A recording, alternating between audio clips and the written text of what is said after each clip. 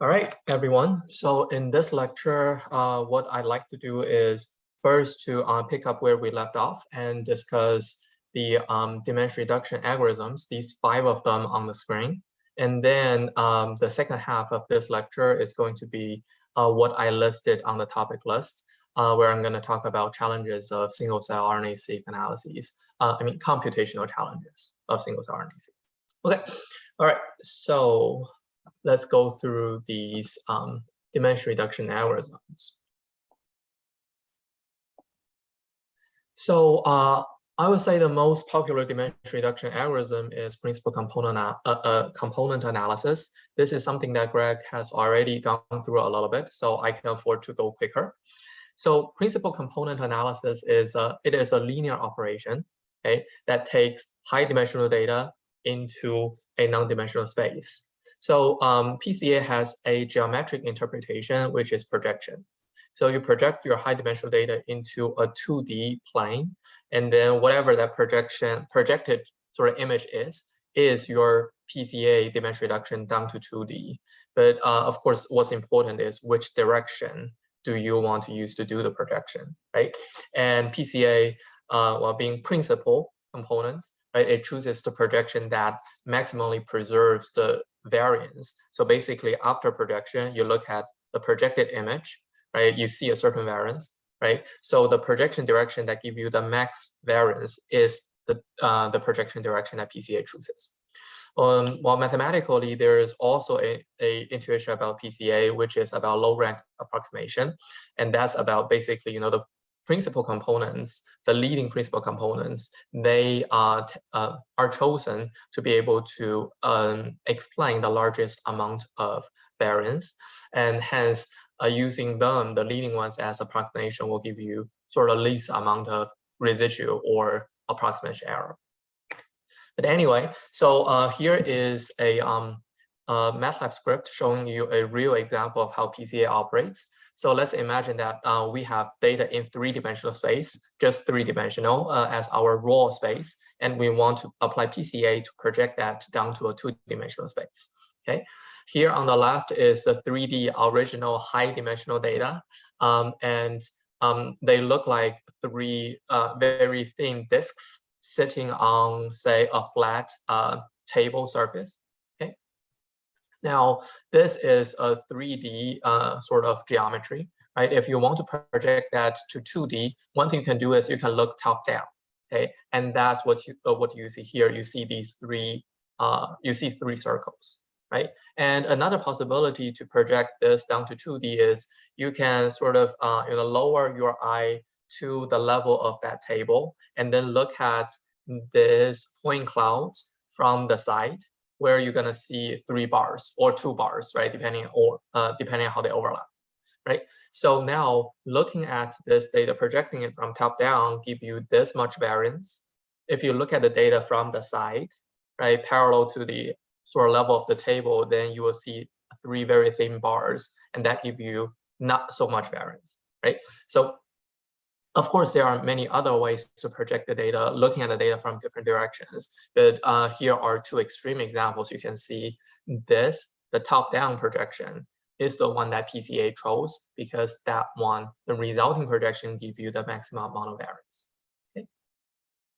Now, if we look at, when we get the data down to 2D, then every dot, right, every data point is described by 2 numbers. And however many data points we have that many sets of 2 numbers. Okay, that's the dimension reduction results. At the same time, we also have feature loadings that explain the that tell us how these 2 axes or the first 2 principal components are constructed.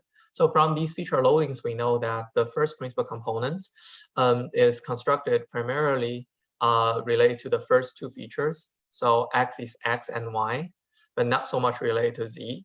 And the second principal component also has the similar property, right? So when we look at these feature loadings, we'll be able to see just by these numbers, right? The first 2 principal components are more driven by features 1 and 2, not so much by number 3. And if we think about our raw data, right? Feature 1 and 2 are our X and Y axes, z-axis is number 3, which we know is sort of not so much relevant to the variance we want to see, right?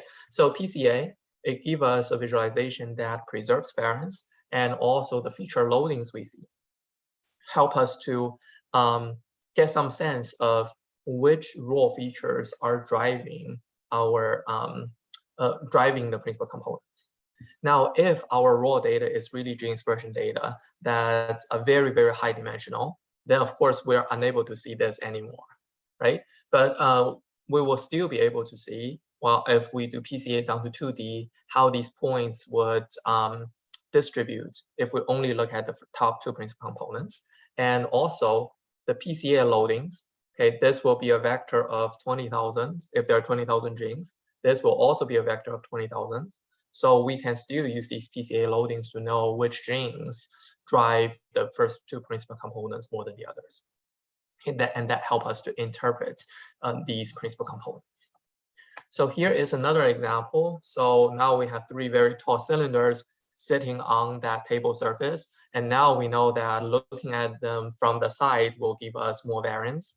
And this is how the PCA result look like. And we can see that at least one of the top 2 principal components now is heavily driven by the z-axis, right? So everything makes sense so far. Now, when performing principal component analysis for the purpose of visualization, then we will always reduce the data down to 2D or 3D. We don't have any other choice because we want to visualize, we want to see the data. But if we are performing principal component analysis for the purpose of just reducing the data to a lower dimension so that subsequent analysis can be sort of easier, then we will have a choice of choosing like how many principal components we want, right? So we can reduce our data down to 50-dimensional, 20-dimensional, 30-dimensional, but then just like, you know, k-means where we need to choose a property k, when we do principal component analysis, how do we choose the number of principal components we want? So there are, well, I would say likely more than 4 different ways, but well, I've only summarized 4 here. So one idea is that, well, we can look at the amount of variance each principal component is able to explain, and say that we want to keep the top X number of principal components so that, say, 80% of the variance is explained, right? So this is actually a real data set, single-cell RNA-seq data set. When we do PCA, the first principal component only explains roughly maybe 15% of the variance. The next one explains maybe 10% of the variance. So we keep the first 2, then we will only be able to explain 20% of, roughly maybe 22% of the variance. But and in order to explain 80% of the variance, we'll have to keep the top 15 principal component, right? But of course, in reality, you know, who says 80% is the target we want, right? So I've seen studies that use 80%. I've also seen studies that says, hey, I want to, I'm choosing the top X number of principal components so that 40% of the variance is preserved. And then I'm gonna sort of just do the follow-up analysis based on these principal components, right? So to me, this approach is more like a hand-waving way for people to justify their choice by not really justifying it. So when I see this, I'll just say my gut reaction is, well, they need to say how they choose the number of principal components, and they probably wanted 15, and then they chose 80% to justify their choice. Just because, again, in the literature, if you see people use this kind of argument, that threshold of 80% listed here, you will see a variety of choices. Some people use 90%, some people use 40%. Okay, so in my opinion, more rigorous ways of choosing number of principal components are, well, the next 3. So one is by random permutation. So here is the same data, right? And if I do a principal component analysis, then I will see that the variance associated to each PC is these numbers. And now, if we randomly permute the data, okay, the data, again, each column is a cell, each row is a gene. So if we randomly reshuffle each row, permute the numbers in each row independently, then we're going to completely destroy all the correlation among the genes. And then we have this randomized version of the data. And if we perform PCA again, then the amount of variance the top PC will be able to explain is going to be roughly 90. Okay. And if I put the upper and lower figure in the same scale, then you will see that PCA in terms of variance, like each PC explain, if it's done on random data, each PC explains roughly equal amount of variance, which is not large. But on real data, where there are correlation structures among genes, then the top PCs will explain a lot more than what we see in random. So then what we can do is, we can put a threshold here and say, by chance, we're gonna see the best PC we will see explains roughly 90 units of variance. But in our real data, we have a certain number of PCs being able to explain more than that. Then those likely are principal components that's better than random. Okay, and that is another way to help us to select number of principal components. And in this particular example, the number is 9. Okay, and one other approach is, again, while you use the amount of variance each principal component is able to explain, and then try to fit these variance, the sequence of variances, using 2 straight lines. Okay, of course, we can say that we can take a break, make a break here, and then use one line to explain the first 5 points, and use another line to explain the rest. And we can make the breakpoint sort of at every location, and see making the breakpoint at which location will give us the lowest fitting error. Okay, so that's how we generate the curve in the bottom.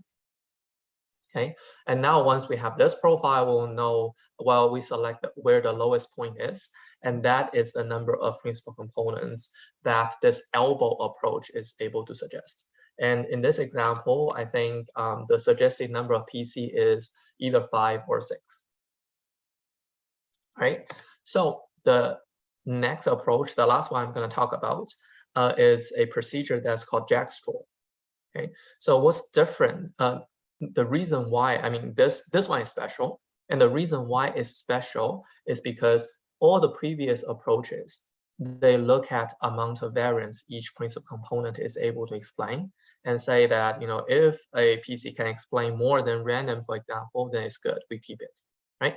So the jackstraw procedure is different because it is looking at the feature loadings. Okay, so the basic idea is that, for example, let's say we're interested in asking whether the first principal component is random or not, whether we want to keep the first principal component, right? So what we do is we compute the feature loadings for the first PC. So we have that from our real data.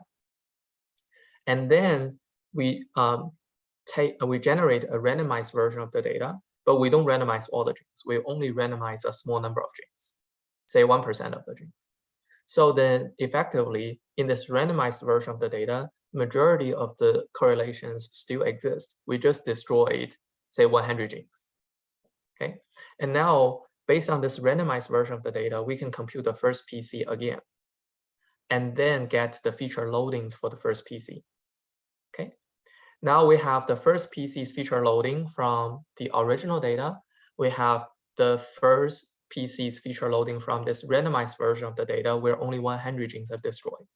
So when we compare these two sets of feature loadings, we'll see that, for the genes that we did not touch, their feature loadings remain roughly the same. But then for the 100, their feature loading potentially could change a lot. Okay, because in the randomized version, those 100, they should carry very little feature loading. But before randomization, they may be important, right? So we just compare, say, these 100 features being perturbed, like in between their feature loading in the original, from the original data and their feature loading from destroyed data, and see whether they are different. If they're really different, that means these 100 genes play a role in PC1. If they're not different, it means these 100 perturbed genes do not play a role in PC1. Okay, so and actually this is done many times. We randomly pick 100 genes each time, and overall, and then the feature loadings from the real data, that's the y-axis, and the feature loadings from the perturbed version of the data, that's the x-axis, if they differ a lot, right? So here we see skewed toward one side because feature loading from the real data is much larger than feature loadings from the randomized data. So that means the this particular PC's feature loadings are actually meaningful. Okay, now we can do that for every principal component, and actually we don't have to do them sequentially.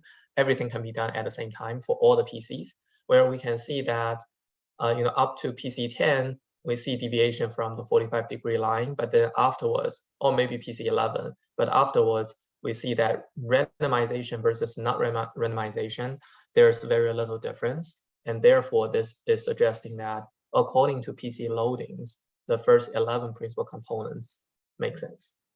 All right. So far, these different approaches, the number of PCs suggested, 11, 5, 9, 15. Okay. So all of them are different, but they roughly at least point you toward the same range. 1 or 2 PCs are not enough, right? 100 PCs are too much, right? But in between, say, 15 and 5, right? So in that range, like where is really the best sweet spot? Well, it's really hard to say. So so in practice, I think what people usually do for single-cell RNA-seq analysis is they choose 10, 15, 20, and all the way to 50. It's always sort of in that range. And I would say that based on these different approaches, I think that range is justifiable. As to exactly how many PCs you want to select, that is, well, sometimes I think quite arbitrary. And thinking about my earlier comment on unsupervised analysis, right? The sad reality, we use other subsequent analysis to help us to validate unsupervised approach, right? And that comment actually resonates with one thing Greg mentioned about sort of factor analysis for the PCs. If you have some other, say, clinical features or clinical variables that or design variables about your samples, then you can actually ask for these principal components, right? Each of them can be decomposed by X% of contribution from this marker gene, Y% of contribution from that known pathway. And that could be another approach to help you to decide number of PCs. Maybe when you go down to PC number 15, you see that it's not correlated with any biology marker that and then you probably will say that, hey, I will stop there, right? Or I will stop at 14. So, but anyway, these are possible approaches to decide the number of principal components. And when you see, in papers, people talk about this, it's usually just one sentence. But now with these explanations, animations, hopefully you will know a little bit more about how it was done. All right. All right, so that's all I want to say about principal component analysis. And the remaining 4, actually all of them, they are doing dimension reduction in a nonlinear way. So for example, let's say we have this original high dimensional data where the number of features is very large and we have n cells or n samples. And we call this original data in this original high dimensional data space. And when we do dimension reduction, what we want to do is we want to generate a reduced version of the data where the dimensionality k is very small. Maybe it's just 2 for visualization. Number of samples is still the same, right? And in general, what we want is that we want the dimension reduction to preserve the interpretation. So that means if we look at this lower dimensional version of the data, if we see clusters there, then there's better to be clusters in the original high dimensional space, right? If our interpretation of the low dimensional data is we see trajectories there, then it's better that the original data, in the original space, cells form trajectories, right? So that would be ideal. And in order to really preserve kind of how the data look or preserve the geometry of the data, one idea is to say that, well, let's actually define each sample in the high dimensional space to be this xi vector, and the corresponding low dimensional representation is this yi vector. Okay, then in the high dimensional space, what we can do is we can compute pairwise distances between each pair of samples. Okay, so we get this n by n matrix delta, and in the low dimensional space, we can do the same. Now imagine if if this n by n delta distance matrix and this n by n d matrix are exactly the same to each other, then that means all the relative distances between any pair of samples are preserved, and therefore the geometry in the lower dimensional space and the geometry in the higher dimensional space, they should be the same, right? So this is super intuitive, and this is actually the idea behind multidimensional scaling, where it's trying to place samples in the low dimensional space such that the two distance matrix, their differences is minimized. So this sounds perfectly reasonable, but it actually does not work at all, mainly because of two reasons. So first of all, driving this down to zero is actually not always impossible, not always possible. Actually, I think a more bold claim is that driving these two things to be the same is always impossible if we're going from high dimensional to low dimensional. So one example is that assume that our original dimensional space is just three-dimensional space, and we're doing dimension reduction from 3D down to just 2D. Okay, and in three-dimensional space, it's possible to place 4 data points to be of equal distance to each other. Okay, but now imagine if you want to put these 4 points in 2D on a 2D piece of paper, such that their pairwise distances are all the same. It's actually impossible. All right, think about this. It's actually impossible. Even if you say make them corners of a square, right? The diagonal line is sort of longer. And this is just from 3D to 2D. Imagine you going from 20,000 dimensional space down to a low dimensional space, then such sort of impossible relationships are going to be more. Okay, and another issue is that usually when we are trying to interpret clusters, short distances, they matter more to our cluster interpretation, right? So for example, here we see this data, then our interpretation is there are 3 clusters, right? And if we see another data set that look slightly different, our interpretation in terms of clustering is still there are 3 clusters. The reason why we say there are 3 clusters is because of all the short distances of samples data points jam-packed with one another, right? But now if we take, for example, this data set, and long distance actually doesn't matter too much in terms of our interpretation of how many clusters there are, as long as things are separated. It doesn't matter how far away they are separated, right? But now if we take this data set and then we compute pairwise distances, and then we order the cells or samples according to the cluster label, then we'll have these blocks in the pairwise distance matrix corresponding to the within cluster short distances, and then the off-diagonal blocks are the long distances across clusters or between data points in different clusters, right? And here we can see that there are more long distances than short distances. And also imagine if there are 10 clusters, if there are 20 clusters, then we're going to have a lot smaller diagonal blocks, many of them. Okay, so when there are more clusters, in fact, there will be more long distances and fewer short distances, right? So then now thinking about matching these two, the goal of matching these two, this objective is actually emphasizing a lot on long distances, not emphasizing as much on short distances, but it's actually the short distances that matter more in terms of clustering interpretation, okay? So, and therefore, this approach, although it sounds perfectly reasonable, is actually going about it in the wrong way, in the wrong direction, especially in cases where there are a large number of clusters, okay? Now, modified version of MDS is to kind of downweight large distances.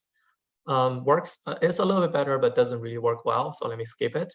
There is also a version that's called non-metric MDS.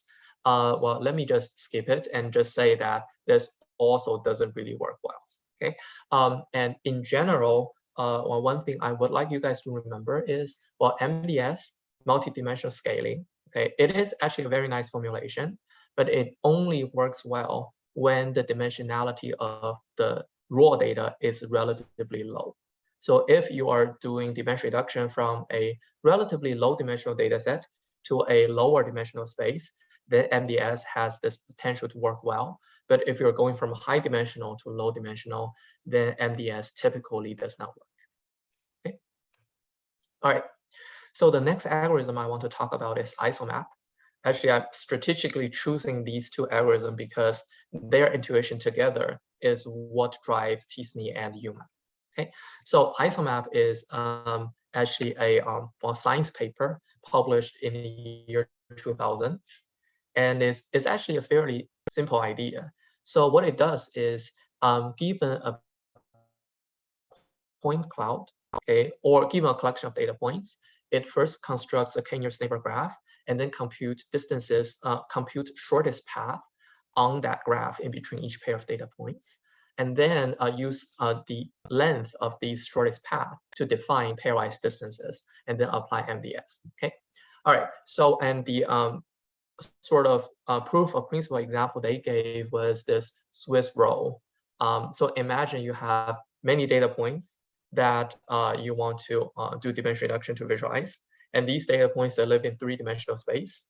And also, they actually happen to live on a 2D sheet that's wrapped around in the three-dimensional space like a Swiss roll. So let's imagine this is the data you have, right? Now, if you take, say, 2 points of interest, and you compute their Euclidean distance, so that's drawing a straight line, so that's this distance, okay? And this distance could be short, right? If these 2 points, because these 2 points could correspond to two kind of, distant point on that piece of sheet that's sort of just wrapped around, so that in Euclidean space, they're close. But if we try to compute distance by following the geometry of how the data look like, then we should go through this this sheet, right? And use this line, the length of this line, or this curve, to represent the distance between these 2 points, which should be more meaningful, right? So now what they do as first step, they build a k-nearest neighbor graph to connect nearby points. Okay, so then this graph will form kind of a mesh along this the geometry of the data. Okay, and then now when we compute the shortest path between these 2 points, then we'll need to go along the graph, and that's going to be basically wrapping around this structure, and then the total length. And if we sort of, once we have this graph, actually we can unroll the graph. Okay, and now this line here is the shortest path between the 2 points of interest on the graph, and this line actually would approximate sort of the straight Euclidean distance after this graph is kind of unwrapped, put on a flat surface. Okay, so essentially here, what the sort of the innovation of ISOMAP is the way they compute long distances. Okay, so between 2 data points that are far away, long distances are, this long distance is not computed by Euclidean. It is computed by this graph-based approach to follow the geometry of the data. So effectively, this long distance is approximated by collection of short distances. All right, and because of that, these long distances computed is able to better respect the geometry of the data. And if for this particular data set, it is in 3-dimensional, but because it lives on a 2D surface, so it's essentially a data set with intrinsic dimensionality of 2, living in 3-dimensional space. And once we define distances on the graph, then our distances is defined on this surface in the 3D space. So our distances essentially is defined on 2D. Okay? Therefore, this way of defining distances, these distances actually still represent kind of geometry within 2-dimensional space. And that's why MDS can still work here. Okay, because the way that distances are defined already made the data and relationship in the very low dimensional space. All right. So here, I guess the take-home message, or maybe the most important point, is that in ISOMAP, it realized that long distances cannot be simply treated or using Euclidean sense. Long distances need to be constructed by collection of short distances, and which resonates with the comment I made on earlier slide that short distances matter more than long distances. All right. Okay. All right. Good. Now we're ready to go to TSNE and UMAP, which are, I would say, the two most popular dimension reduction and visualization algorithms today. So TSNE actually originates from a visualization algorithm, dimension reduction algorithm that's called SNE, stochastic neighborhood embedding. Okay, so the mathematical details doesn't really matter that much, but I want to draw your attention to just right here. Okay, so in the original space, we can compute the distance, Euclidean distance between two data points, I and j. Okay, and then there is this square, negative sign, and exponentiation to convert this distance into some kind of probability. Okay, and now because we are doing e to the negative of distance square for data point I and j that are far away from each other, okay, then delta ij is large. The Euclidean distance is large. Square of it is also large. And if we do e to the negative of a large number, we get close to 0, right? And in contrast, if data point I and j are very close to each other, so that this delta ij is close to 0, then e to the negative 0 give you a 1. Okay, so this kind of transformation, okay, is able to kind of exponentially discount and disweight or downweight long distances, so that long distances are kind of pretty much zeroed out and ignored in the TSNE formulation or in the SNE formulation. But whereas short distances, exponentiation of that still give you some value that can define this whatever probability that later will drive how the visualization is done, right?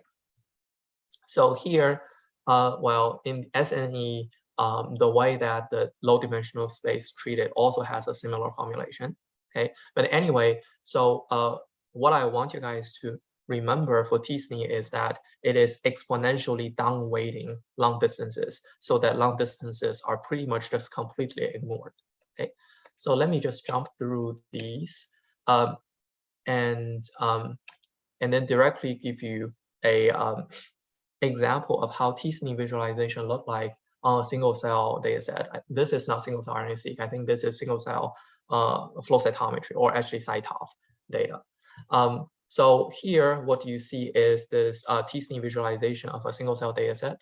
The original dimensionality is probably around 50, and this is getting 50-dimensional data down to 2D. And looking at the TSNE plot, we tend to see these islands, okay? And these islands, they tend to kind of uniformly distribute, right? So if you look at two nearby islands, they are roughly equally far away from each other. So this actually often happens because, well, again, TSNE is good at preserving short distances, but it pretty much ignores all the long distances. So then what happens is that short distances will give you these islands, okay, corresponding to clusters, but then the distance from this island to this island, for example, there's a little bit of long distances here. There's a little bit of long distance here, but these longer distances in TSNE, they're pretty much not interpretable at all, okay? Because these longer distances in TSNE, they are not driven by any longer distances in the original raw data, okay? So, and this is, and because TSNE pretty much ignores long distances, it tends to generate islands, it tends to generate clusters. And one potential caveat for TSNE is that even if you give TSNE a random data set, okay, it often can generate some small islands for you, okay? Although your data is completely random, but then maybe TSNE will say there may be 20 data points that seem to form a cluster, okay? Just because it emphasizes on short distances too much, and it pretty much ignores long distances, okay? And this to me is actually, I think, one reason why later people switched to UMAP as a better approach compared to TSNE. Okay, so the whole idea of UMAP is, well, by the way, here what I have is a screenshot of a archive paper describing UMAP. I think the original paper that described UMAP, maybe even today, is not really published, but then everybody is using it. But anyway, so now the procedure of performing UMAP is actually in general 2 steps. One is building a weighted k-nearest neighbor graph, and the second one is sort of how to visualize that graph. Okay, now k-nearest neighbor graph, this probably will remind you a little bit of the isomap approach, right, where we have build a k-nearest neighbor graph first and then start to compute distances and shortest path. So in UMAP, first a k-nearest neighbor graph is constructed, and then, but in UMAP, this k-nearest neighbor graph is weighted. So here, where my pointer is how the weights are defined, okay? And if you look at the definition here, there's exponentiation, negative sign, and then distance between 2 data points in the original space, right? So the way that the weights are defined in UMAP is pretty much the same as t-SNE, right? Still heavily discounting long distances and then make give short distances higher weights. But, okay, because, well, they do a k-nearest neighbor graph first. So there will be some edges in that k-nearest neighbor graph connecting data points that could potentially be very far away. So those long distances, okay, some of them, the ones that are still captured in the k-nearest neighbor graph, those are still captured, although there's very low weights, okay? And for the long distances that are not captured in the k-nearest neighbor graph, then weights associated to those long distances are just 0. So they're completely ignored, okay? So this kind of weighted k-nearest neighbor graph approach is, in my opinion, a hybrid of t-SNE, t-SNE's probability formulation, and isomap's k-nearest neighbor graph idea, so that, you know, those long distances, some of them are still considered. Most of them are ignored, but some of them are still considered. And those very few long distances being considered are what UMAP can use to still, you know, make sure that the layout of different islands still roughly respects the geometry in the original space. Okay, and later the force directed layout option, I think it's actually not too much different from multidimensional scaling. So the key idea is that, I mean, now you have a graph of nodes, right? You have edges, and you can imagine each node is a small bead with or a small ball with some mass, right? And then these edges, you can think of them as springs, and the weights on those edges are how strong those springs are. And then if you have such a physical system, you can place it on a 2D space and let the physics play out to decide where each data point is gonna be visualized. So that's the force-directed graph layout algorithm. So it's a physics-based simulation algorithm, and that sort of help the final visualization to, well, keep all the short distances in a compact islands, but still use those few long distances that exist in the k-nearest neighbor graph to organize different islands in a way that's consistent with the original data. Okay, so here on the left side, this is the UMAP visualization of the same data. And with the UMAP visualization, some of these long distances are actually interpretable. So for example, here you have one cluster here, and then another cluster here, and maybe a third cluster here. So this organization, okay, on the UMAP, is actually relatively safe to interpret that, you know, these cells, actually they are somewhat in between this cluster and this cluster, okay? So this relatively longer range relationship is more interpretable in UMAP. But of course, I mean, in UMAP, when you have some islands that are just very far away, very distant from the rest, now, if you try to say, okay, so this distance is very large, so then this difference is, let's say, 10 times bigger than this, Okay, that kind of interpretation is not safe. Okay, so for very large gaps in UMAP, it's difficult to interpret. But then for these kind of closely connected, almost like trajectory relationship in UMAP, those are often interpretable. Okay, now let's actually go to a summary slide with some take-home messages about these different visualization algorithms, okay, or these different dimension reduction algorithms. So when we take high dimensional data down to a low dimensional space for visualization, there are actually two things that we need to consider. One is for designing the algorithm. One is what is the distance metric we care about, right? Should we just do simple Euclidean distance, or should we do the geodesic distance, which is that distance along the k-nearest neighbor graph that respect the geometry? Okay, my opinion is that we should always do this. Okay, but existing designs, PCA, MDS, they actually are heavily based on just Euclidean distance. And another sort of axis of consideration is what we want to preserve. Do we want to preserve both short and long distances? If we want to do that, that's PCA, that's MDS, but we know that this is likely not the best approach, right? We should value short distances more than long distances. And therefore, these variations of MDS trying to move toward that direction. But later, the later more popular approaches actually go much further, okay? And they use exponentiation kind of tricks to heavily discount and downweight long distances. So essentially only short distances are considered. And in cases where only short distances are considered, so any long distances are going to be constructed from short distances, right? So that's why I think TC and UMAP, once because the exponentiation strategy it employs, it is actually somewhat already a Euclidean kind of measure to define long distance.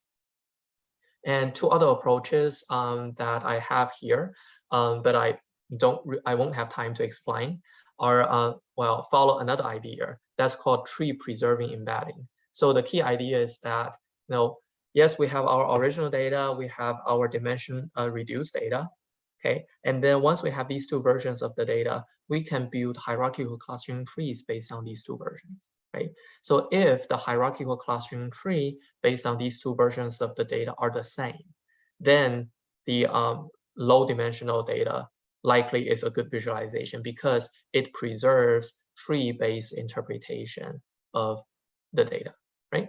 So now I guess when you are choosing different algorithms that you want to use, well, likely you probably will use TC and UMAP a whole lot, but in certain applications where, for example, you really value long distances a lot for some reason, then you will know that PCA and MDS probably is actually a good approach to go with. And in certain cases where you actually would want to preserve, for example, trajectories in between in your visualization, then maybe these tree preserving kind of embedding algorithms would work better. Okay. So again, these two aspects you want to consider when you think about dimension reduction: distance metric and what to preserve. Hey, Peng, that's fabulous. Can I ask you a biologist-oriented question? Mm-hmm. So sometimes you'll see that when you filter out, say, mitochondrial counts or something, then it changes the structure quite a lot.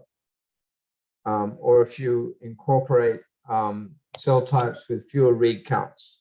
So can you just talk in a few minutes about the impact, many assumptions about whether or not you've got the same read depth and the same number of expressed genes, how they influence the analysis, and what investigators might do about filtering out a small number of genes which are very highly correlated, like mitochondrial or ribosomal genes driving clustering?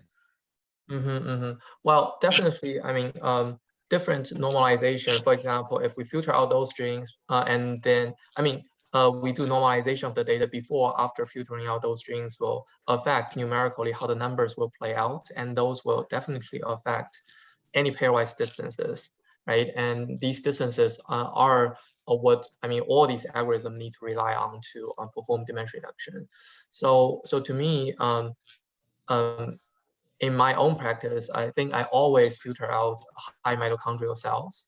But then Surratt has one step of regression analysis to basically, I think, regress out the mitochondrial count and maybe also number of genes detected or total UMIs.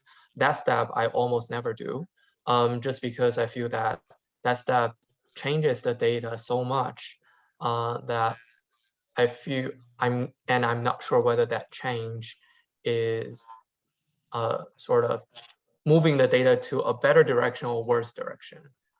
So I guess as precaution, what I typically choose to do is I try to do sort of as little kind of meddling with the raw data as possible before trying dimension reduction visualization to kind of get a first feeling of how the data look like. I don't think I really directly answered your questions, but yeah, I hope that helps. That's good. No, we could go on for some time. I just wanted to sort of put a more empirical spin on it.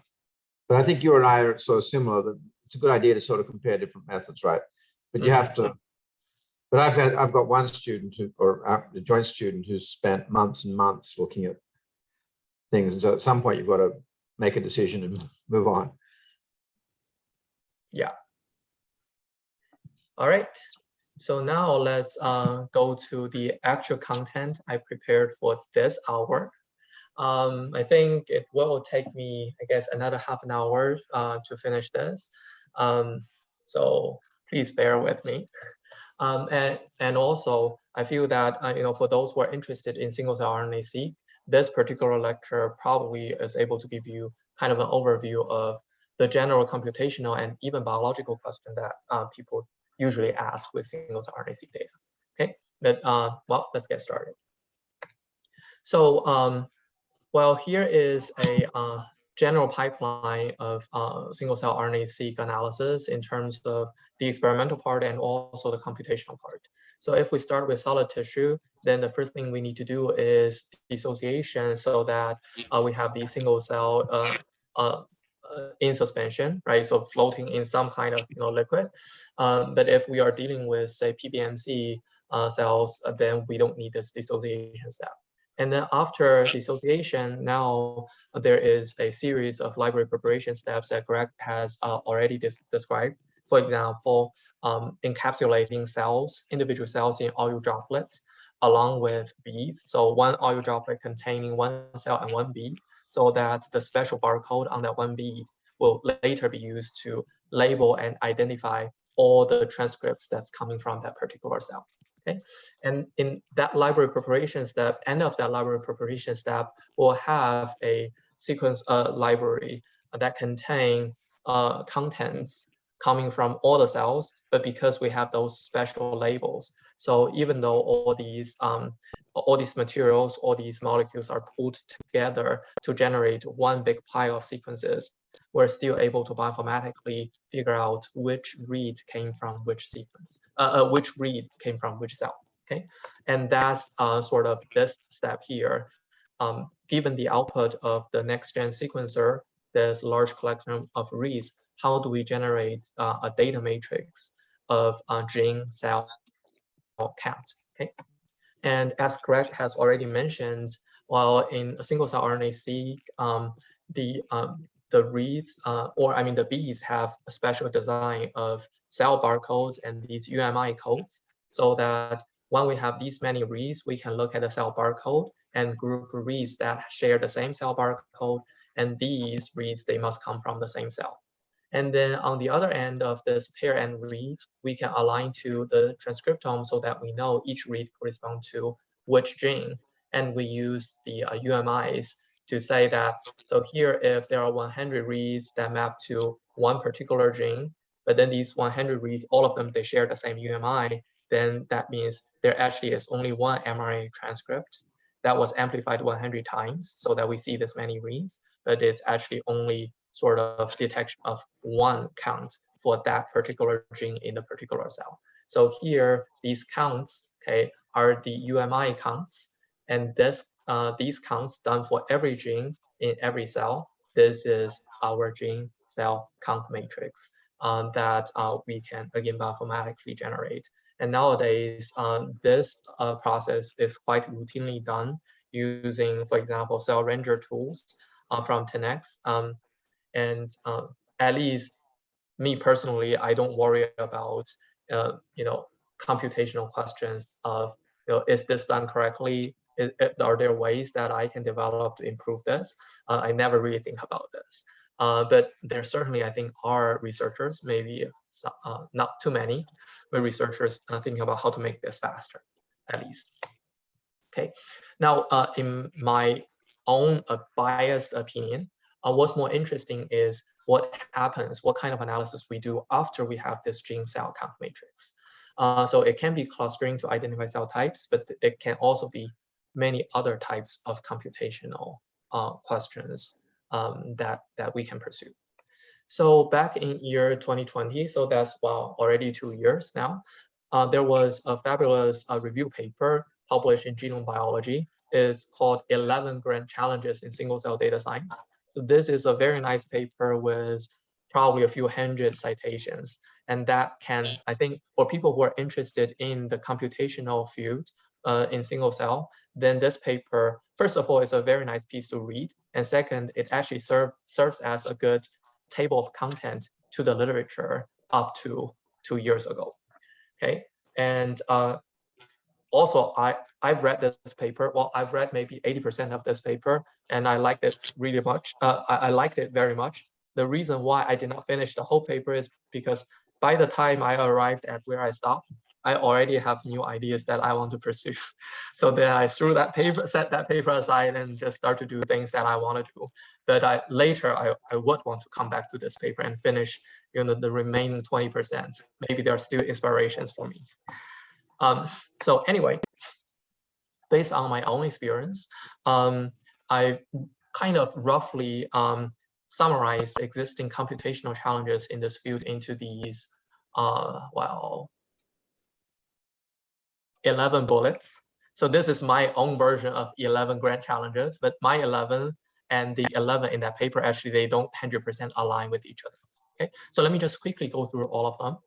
Well, the first one is clustering and differential expression of genes. And here by clustering, I mainly mean clustering of cells.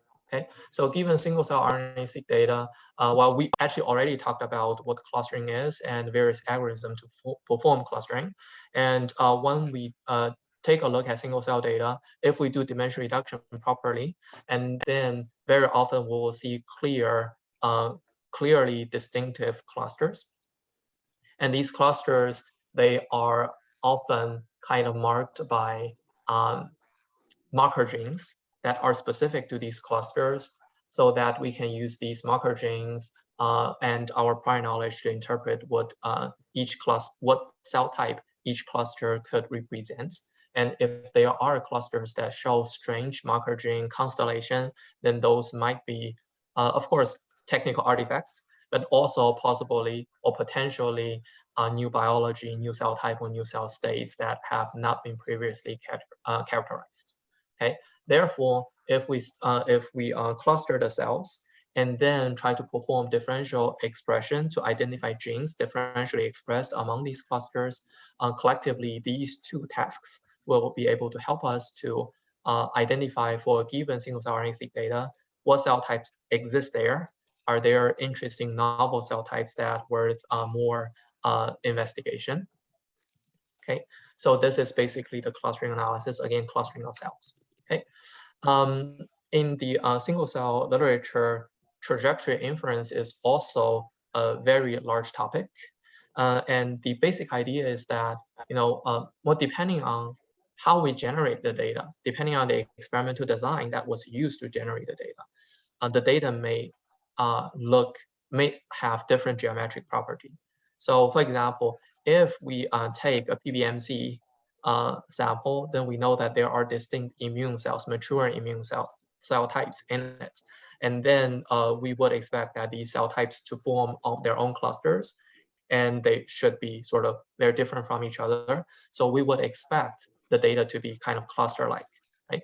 But if we are generating data from, say, an induced differentiation experiment, For example, this data set was generated from a EMT transition experiment. So at the beginning, all the cells are in the epithelial state, and then some stimulation is applied to induce them to transition to the mesenchymal state. But then, halfway, let's say this whole process take a day, okay? And then after 12 hours, right? After half of that time it takes, now these cells are harvested and then prepped to perform single cell RNA-seq. Okay, so then in that case, what we know is that the cells we get, okay, they are all running along this EMT process. Some are running faster. So by the 12-hour time point when we sample it, they're already at the M state. Some run very slow, right? So when we took the cells, some of them are still in the E state, and some of them they have a maybe intermediate pace, and they represent different sort of checkpoints along this process. Okay, so if our data is generated based on such an experiment, then we would expect the cells we sample, or the cells we have, the data we have, represent different time points or checkpoints along a biological process. And therefore, we probably will want to say that there may exist a trajectory that explains this whole process, and let's try to identify that trajectory. Okay, so this is sort of one example of why people would want to do trajectory inference. And the input of that analysis is still just the gene cell count matrix, but the output usually is kind of an ordering of the cells. So this cell is sort of cell number 1 that is at E state. That cell is cell number 2, is at 99% E state and 1% progression toward M state, right, et cetera, et cetera. So an ordering of the cell could be one potential way to represent output of trajectory analysis. But while trajectory analysis may not just be, a kind of linear, non-branching trajectory, it could be a trajectory that branches off, or even a trajectory that form kind of cycles. So here is a data set from another study where the authors took, I think it was zebrafish, but zebrafish embryos at different developmental time points. And then they took cells at all these different developmental time points, and then pulled all of them together to do single cell RNA-seq, so that their data contains cells that represents the very early stage, which is sort of the mother of everything, and also kind of all these different terminal states and intermediate bifurcation points.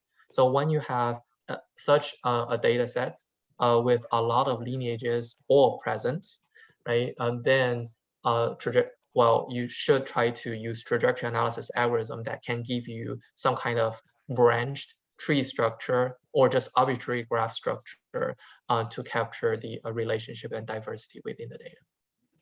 Okay, but anyway, so the reason why people want to do trajectory finding usually is because of their experimental design. If this is an induced differentiation or some kind of drug response or some kind of developmental biology story, then very likely trajectory inference would be appropriate analysis method.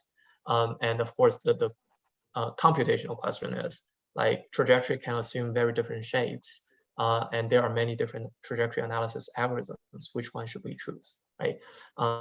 Well, anyway, tomorrow, first lecture, I will actually talk about this a little bit more. And today, well, let me just keep moving forward to talk about different type of questions. Okay. So the next question is, or sets of questions is data integration and demultiplexing. Okay, so these are actually two opposite kind of computational questions. So data integration is actually motivated by an observation that single cell data sets harbor a large amount of batch effect. So for example, if you have one biological sample that contains 3 different cell types, you generate single cell RNA-seq data using, say, SmartSeq2. You get one data set, you generate for this sample, and then you also profile the sample using 10x genomics, you get another data set, right? And in each data set, there are 3 clusters representing these 3 cell types. But if you concatenate these 2 data sets, you just put them together as if you have one big data set. and then you do some kind of, say, dimension reduction visualization, very often what you see is that you're going to see many clusters. You're going to see 6 clusters, and and if we try to color these clusters according to which data set these cells come from, then very often we'll see that these two kind of colors, these two batches, they don't align at all, they don't overlap. So that means it is actually fairly easy to separate cells in one data set compared to cells in another data set. Although these two data sets or these two batches, they were profiling the same biology, even the same sample. Okay, so this is an example of sort of how illustration of how big batch effect can be.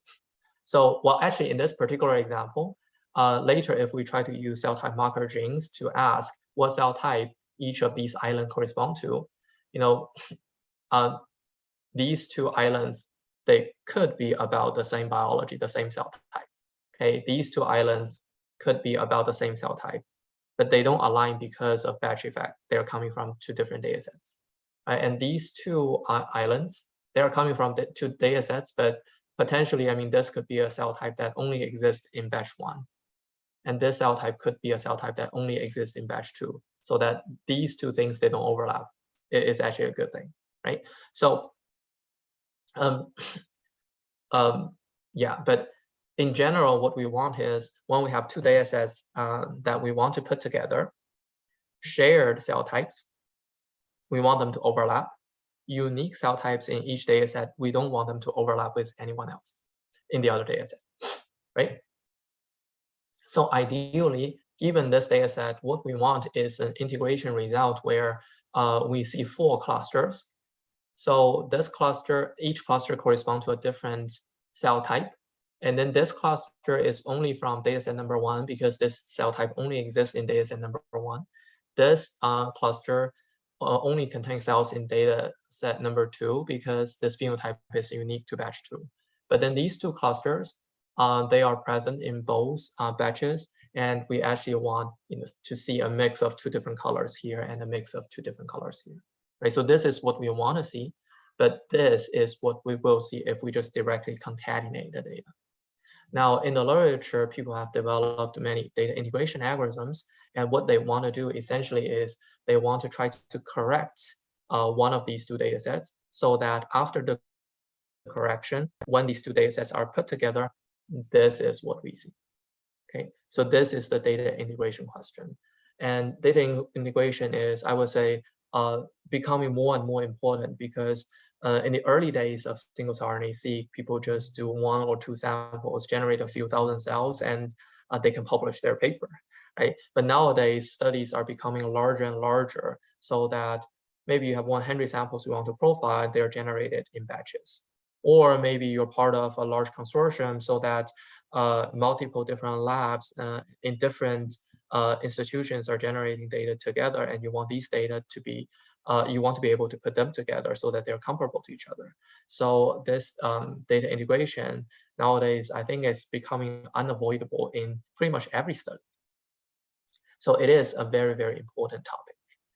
Now, opposite to it is something called demultiplexing, and this is actually something that Greg has already covered.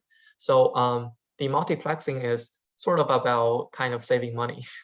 So if you have, let's say, if you have samples coming from multiple different individuals, okay, and then, of course, if you have enough money, you can you can do single-cell RNA-seq on each of them separately.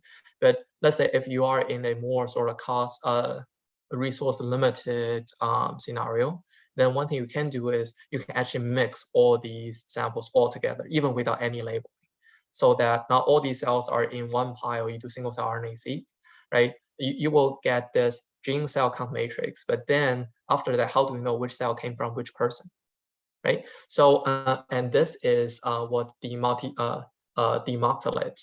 the name of an algorithm, is able to do. So that algorithm, what it does is it looks at basically all the reads that belong to the same cell, and then ask for the SNPs that these reads covered, okay, what kind of genotype each cell has.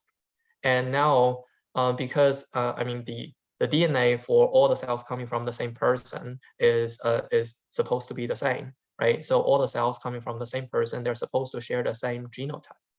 So just by looking at the genotypes estimated based on all the reads corresponding to one cell, okay, we'll have the genotype for one cell, and then we can group cells according to their genotypes. And that's what demoxylate is able to do.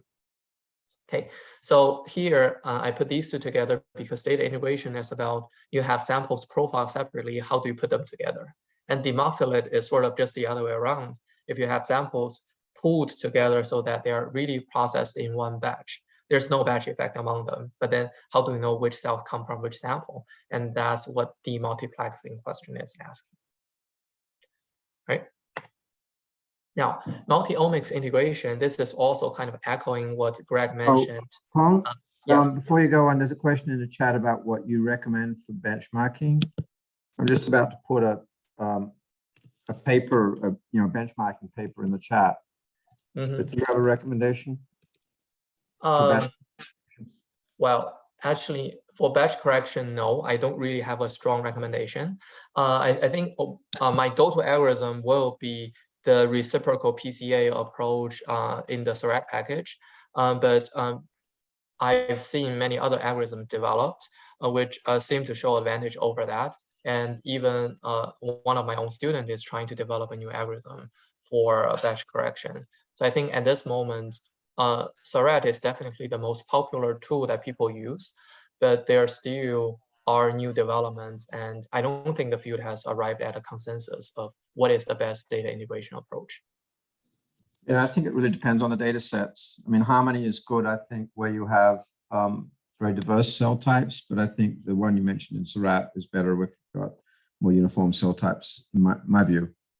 But check out that paper. There's another question there about, do you lose information about data from batch correction? And the answer to that is absolutely, you can. Yeah. Right. So batch correction definitely has this risk of losing information, while at the same time, we also don't really have a choice, because the batch effect. Well, when you see multiple data sets that you want to analyze together, if you see very strong batch effect that they don't really align, then there really is, well, you have to do some form of batch correction or data integration in order to put them together, even though there's a risk that when we are trying to remove the technical effects, some of the biology effects are also gone. So even though there's such risk, but we just really cannot not do batch correction. All right, so let's keep going. So just add that sometimes people regard individual samples as a batch. So a really good example of that is if you remove batch effect, then you can actually remove inter-individual variation, which is key to the analysis. So when I was talking about random effects and things like that earlier, that's where it really matters. Yes, I agree. And also another related comment about this is, well, when people do data integration to remove batch effect, usually it is for the purpose of aligning cell types, so that when we do clustering, we have a proper number of cell types defined. But later, once we know, for example, in batch 1, which cells are B cells, in batch 2, which cells are B cells, and then we try to do differential expression in between batch 1's B cell versus batch 2's B cell. Maybe these are two different individuals under different conditions, right? So what I think people recommend is we do that differential expression analysis using the data before batch correction, okay? So that, the differentially expressed genes, maybe some of them are driven by really technical differences, but hopefully, the biological differences are still there for us to capture. Okay. All right. So multi-omics integration, this is about a scenario where for the same set of cells, we have measurements for not only gene expression, but also protein expression, or like BCR, TCR sequences, or even chromatin accessibility. Toward the end of Greg's lecture, just the previous lecture, he was mentioning several techniques such as site-seq, repertoire sequencing, and multi-ohm, right? I think 10x multi-ohm procedure. So those are experimental techniques that allow us to obtain data set looking like this. Maybe not with all these blocks, but with a subset of them. Maybe, you know, in the future, maybe not too distant future, there potentially could be new experimental protocols that allow us to measure many of these different genomic aspects for the same set of cells. And then the question is going to be, you know, once we have all these data, is it possible that we can analyze them jointly to derive interpretations that cannot be identified if we look at each individual data type alone, right? So this kind of multi-omics integration question, actually, it doesn't really just exist in single cell. It also existed in bulk measurements. For example, if you think about TCGA, the Cancer Genome Atlas project, the data they provide also look like this. For the same set of cancer patients, there are gene expression data, protein expression data, microRNA expression data, methylation data, etc.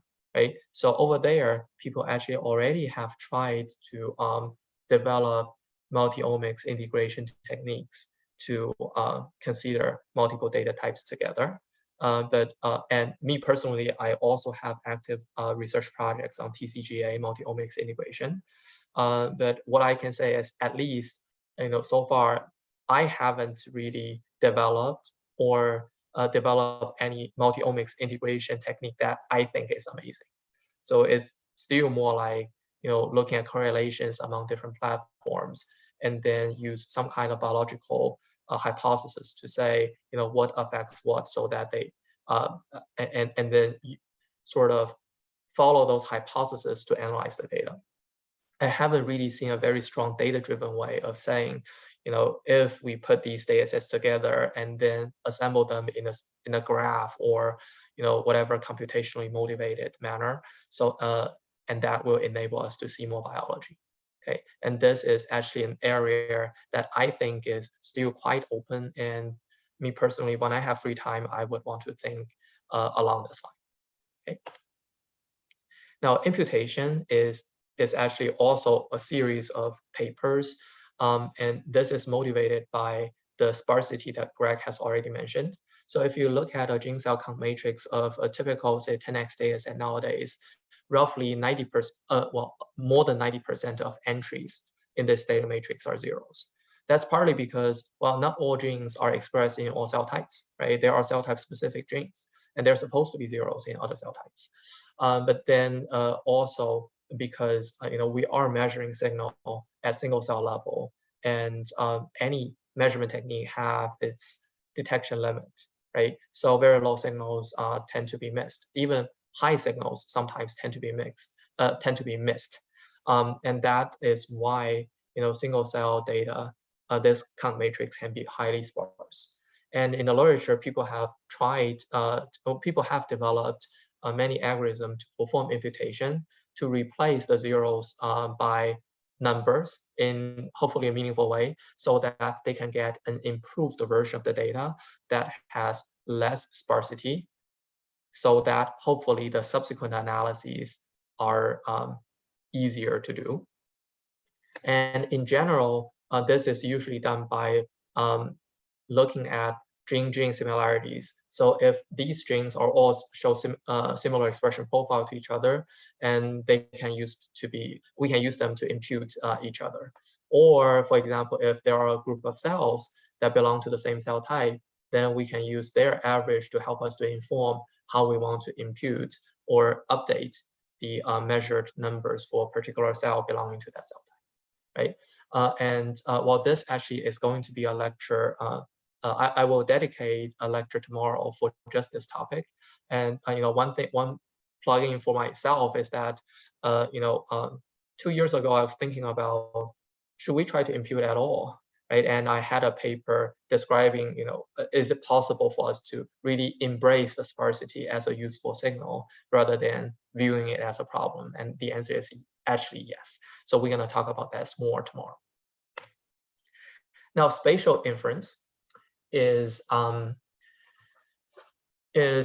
also very, very popular topic. I think last year, so 2021, spatial kind of spatial aspect of single cell analysis was named to be, well, I actually forgot what was the name, but it was like the viewed as the most influential kind of development in the past, few years. Anyway, so spatial inference started with a data integration kind of analysis, which says that if we have single cell RNA-seq count matrix, because we need to do dissociation to get the data, so we actually do not know which physical location each cell belongs to. Okay, but if along with the single cell RNA-seq data set, we also have some in situ hybridization kind of or FISH kind of data set that labels the location of different genes. Then what we can do is, for example, here with this data set, this is Drosophila embryo. So these are, of course, different eggs, right? But because this process is highly, highly stable and conserved, so we can view these different eggs as, they're just the same thing, right? And here we have a couple of landmark genes marked in this data set. So for any spatial location, we can say this is landmark gene 1 high, landmark gene 2 high, landmark gene 3 low, etc., etc. So we can have a profile for any location for these landmark genes in the in situ data set. And then we can use that to infer the location of each cell in the single cell data. Because if one cell share the same profile for the landmark genes compared to this location, then we'll say this cell actually belongs to that location, right? And that's one way we can infer the spatial location of every cell in the single cell data. And once we have that, we can start to generate such images for other genes, for any possible gene in the single cell data. So this is sort of the kind of the starting point of spatial inference in single cell RNA-seq. But nowadays, I would say starting from maybe 2 years ago, when 10x genomics, Visium, or spatial transcriptomic become more popular, now that question is almost obsolete already, because nowadays spatial transcriptomics, what they can do is they don't have to do dissociation. You can take a piece of tissue and then put it on a slide, and then do not single cell RNA-seq, but single spot RNA-seq, so that for each spot here, you can get a gene expression profile as if this is one cell. Okay, of course, as Greg mentioned, each spot is not just one cell, it's a few cells, up to 10 cells sometimes. But here, with this, we know the location. If we view this as single spot RNA-seq, we know the location of each spot. And we can easily generate a visualization that shows how one gene is sort of expressed and distributed across the sample we have. But now, once we have this data, that sort of spatial inference problem is gone, but we have new questions. For example, the deconvolution question. For each spot, how many cells are there? And those cells belong to which cell type? And how many cells for each cell type exist in that spot, right? And this deconvolution question is actually a pretty difficult question. All right, so the next topic I want to quickly touch upon is gene regulatory network reconstruction. This is also a topic that has existed for a very long time. Back in the microarray days, people have generated microarray gene expression profiles for, say, a collection of cancer patients or collection of cells, collection of samples originate from the same kind of cell type of origin.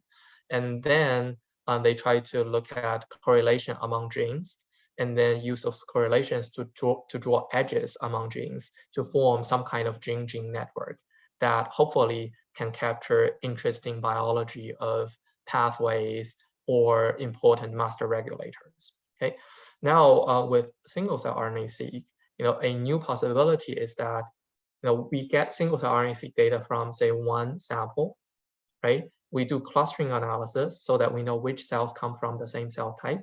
And now what we potentially can do is to construct cell type specific gene-gene networks, right? And these cell type specific gene-gene networks likely will differ will show kind of conserved connections and also unique connections or edges across different cell types.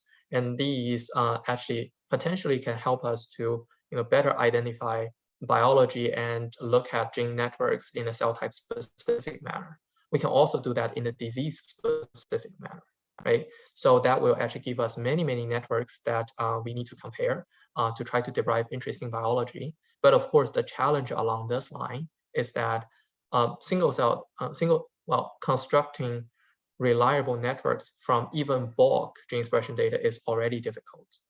Now, single cell data is of worse quality compared to bulk, right? So I think that is likely the reason why there haven't really been many papers talking about cell type specific networks based on single cell RNA-seq data. But I think as the quality of single cell RNA-seq keep improving, this type of analysis, I think, will become more and more prevalent in the literature. That's my prediction, I guess, for the next 5 years, or maybe longer. All right, so the next topic I want to quickly touch upon is annotation of cells. Okay, so now usually, I mean, when we have a new data set coming in, we can do clustering analysis, and after that, for sure, we want to be able to label each cluster and say this cluster is B cell, that cluster is T cell, etc., right? So, and one question is, of course, how do we do that annotation or interpretation? We can certainly do it manually, but this can be labor intensive and also subjective. So one line of research in the literature is, can we use existing data and existing biological knowledge to automate this process?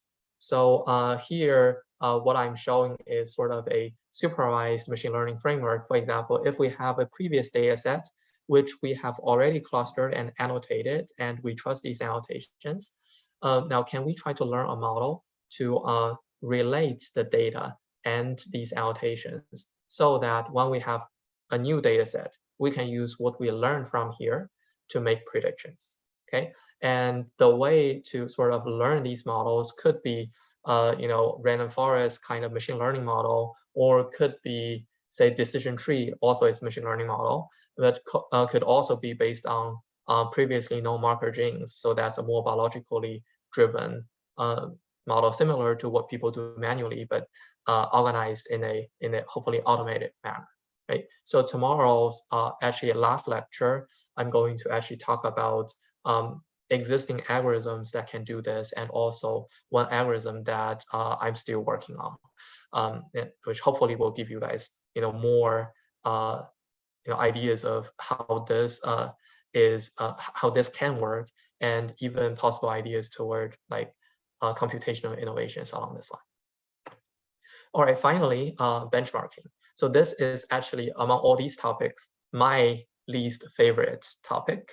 But well, thinking about like clustering algorithms, there are many of them. Trajectory analysis algorithms, there are also many of them. And same for data integration and imputation, and even gene regulatory network reconstruction. So then, given all these algorithms out there, as a, say, biologist coming into the field, really, which algorithm should I choose, right? How these algorithms compare with each other? So in the literature, like I think for almost every one of the topics above here, there exists at least one benchmarking paper that compiled a good number of existing algorithms of the same type, and then apply them to the same data set to do some comparison. And usually, I mean, benchmarking papers' conclusion usually is like, which algorithm is the best? It depends. Right? It depends on if your data has this kind of characteristic, maybe this algorithm work better. And if your data has some other characteristic, maybe another algorithm work better. But still, I think these benchmarking papers are very valuable because they at least provide some hints on when we are facing all these choices, which algorithms out there are likely to be relatively better than the others. All right, so this is my very last slide for this lecture, and let's just quickly talk about take-home messages. So in the field of single cell data science, there definitely are lots of interesting computational questions. And these computational questions, they actually also almost all correspond to certain biological questions. And this field is moving very, very fast and is also very, very crowded with lots of recent developments. So if you are interested in especially computational innovation along any of these directions, before diving into that direction, I think one thing you should do, I would suggest you to do, is to search for benchmarking papers about that particular topic, which may help you to, give you a good kind of overall picture of the landscape of existing algorithms along that line, so that you can try to compare them and think about whether you can develop any kind of special angle or special idea that's complementary to the existing algorithms. So these benchmarking papers, I think at the very least, they serve as a very good table of contents for the literature relevant to that particular topic. Okay, so I'll just end here and see whether there are questions in the chat that I can address.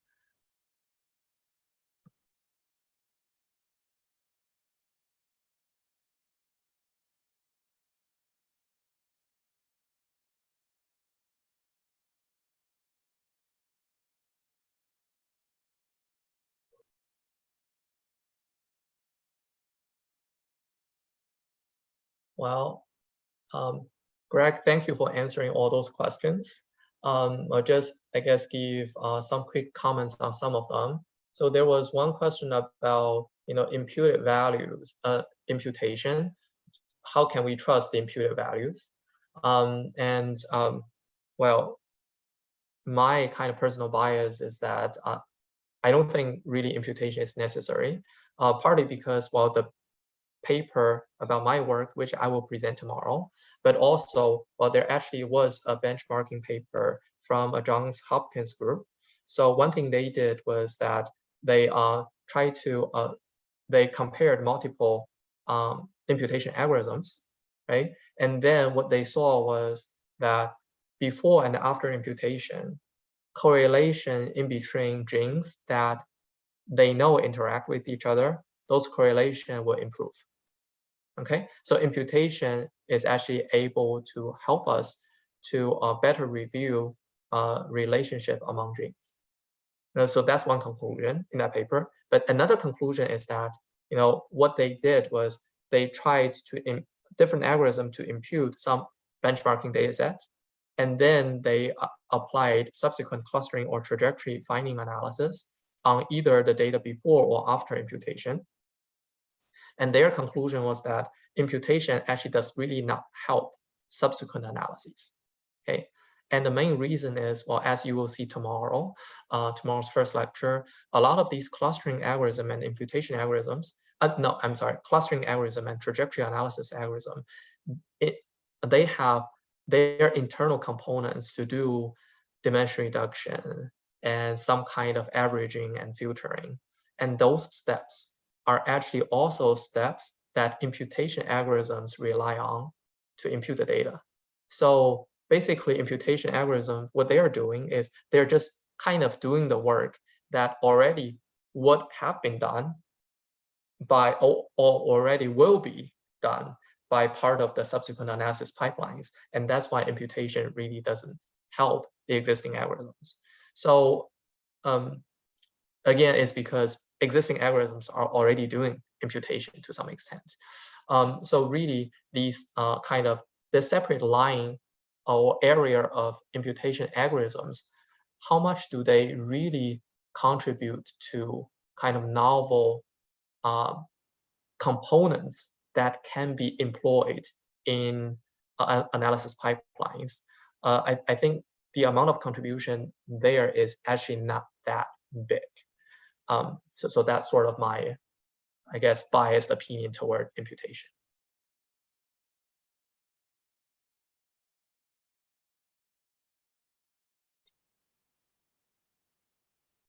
Oh, and there is one other question about inferring cell type composition of a bulk sample based on single cell data. this actually is also a very hot topic. I probably should have included in here. So there are multiple algorithms out there. CyberSort X is a popular one, and another popular one is called Music. But there are more than these two. And there also exists at least one benchmarking paper comparing different deconvolution algorithms. Essentially, what all of those algorithms, they do is give a single cell data, they do clustering. So to identify cell types and identify cell type marker genes. And now once you have these marker genes, then you can take them to a bulk gene expression profile and see how much of, say, marker genes for cell type 1 are expressed in this bulk sample. And same question for cell type 2, 3, 4, etc. And use these marker genes relative expression to compute percentages for different cell types. So this is actually a very, very interesting line of research. And I have seen based on papers based on TCGA data, AML, and also head and neck cancer. So for both cancer types, there have been similar studies integrating TCGA bulk data with some new single cell RNA-seq data. And then they were able to later see that sort of high percentage of certain cell type correlate with better or worse outcome. Well, we've gone past 6, so we probably should wrap up. Yes, yes. Well, the other questions there, I think all of them have been answered. So let's wrap up. Stop sharing, stop the recording, and we'll see each other tomorrow morning.